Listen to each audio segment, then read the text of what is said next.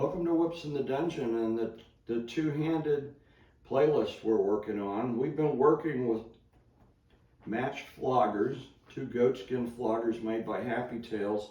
And today's video is just going to be, some of you out there are ambidextrous and I'm very jealous of you. But for the rest of the world that has a dominant hand and a non-dominant hand, or a hand that you favor and a hand that you're not as good with, consider the hand that you write your signature with as your dominant hand, and the other hand that helps steady you when you're about to fall as your non-dominant hand.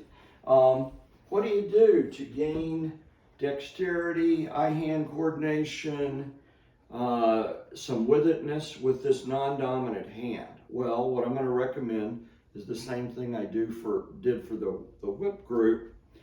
Practice with your offhand.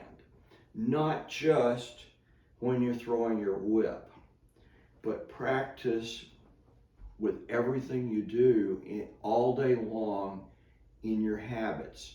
If you're used to brushing your teeth with your dominant hand, then for a week I want you to brush your teeth with your non-dominant hand.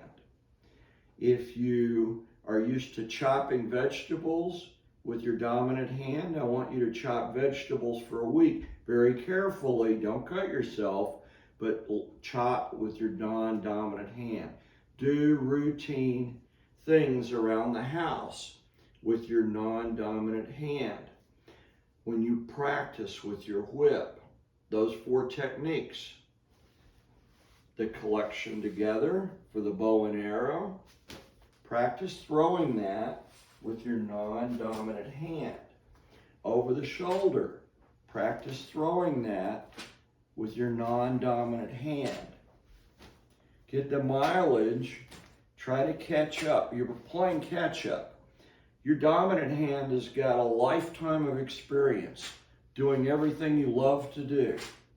Your non-dominant hand has been neglected and has no experience doing all of the things that you love to do.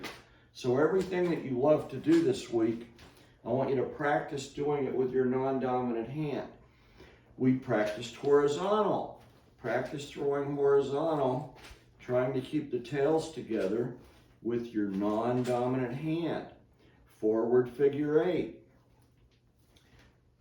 Swing the flogger around and practice keeping the tails together with the non-dominant hand.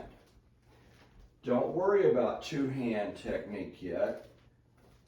We're not worried about two-hand technique yet. We're worried about catching up the non-dominant hand in dexterity, eye-hand coordination, and just comfortability with doing simple everyday tasks. Like everybody should be throwing their flogger every day. Let me tell you, every day you don't pick up your flogger is a day you don't get back for the rest of your life. So whether it's brushing your teeth or picking up your flogger, this week I want you to practice those 4 techniques with your non-dominant hand. Bow and arrow, over the shoulder, horizontal, and forward figure 8. And as always, thanks for watching Whips in the Dungeon, and don't forget to brush your teeth.